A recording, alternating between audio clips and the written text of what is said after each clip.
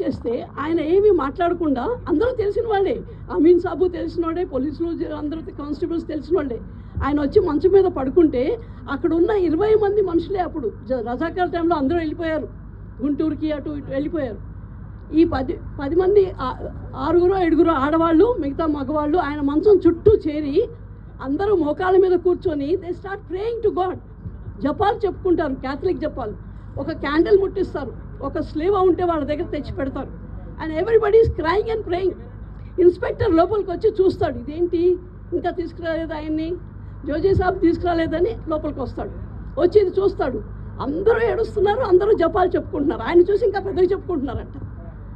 అయితే ఆయన అనుకున్నాడు, వీళ్ళెవరు కూడా ఆయన పోయి కాళ్ళు పట్టుకొని అయ్యా వదిలిపెట్టు అని అడగలేదు.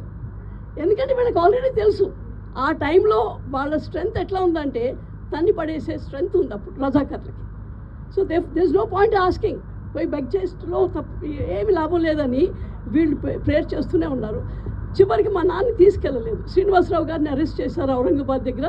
కానీ మా నాన్న ఇడిచిపెట్టేశారు, కొట్టారు, పాపం కొట్టారు, పట్టుకున్నారు, కొట్టారు. పోయి ఇంట్లో చెప్పిరా ఇంకా 2 ఉన్నారు వాళ్ళని కూడా పట్టుకురా అని అమీన్ సాబు కానిస్టేబుల్స్ని పంపించారు.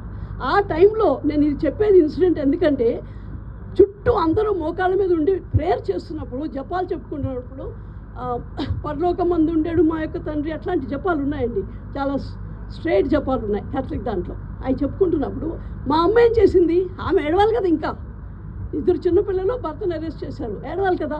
ఆమె అనుకుంది ఇందులోంచి బయటపడే దారి ఏంటి ఇప్పుడు, ఎట్లా చేయాలి ఇప్పుడు, ఇది చాలా పెద్ద ఆపద మాకు అని ఆలోచించి నన్నా సాహిబ్ అంటే పోలీసు, నన్నా సాహిబ్ని పిలిచి ఎంతమంది జవాన్లు ఉన్నారు పిలుచుకురా, టీ ఇస్తాను అన్నదంట.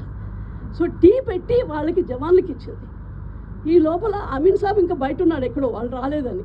అమీన్ సాబ్ వచ్చిన తర్వాత టీకి ఆయనకు కూడా ఇచ్చింది. ఆయన టీ తాగి మళ్ళీ ఇచ్చాడు.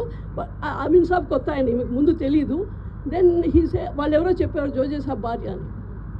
ఆయన మా నాన్న అరెస్ట్ చేయకుండా వెళ్ళిపోయాడు.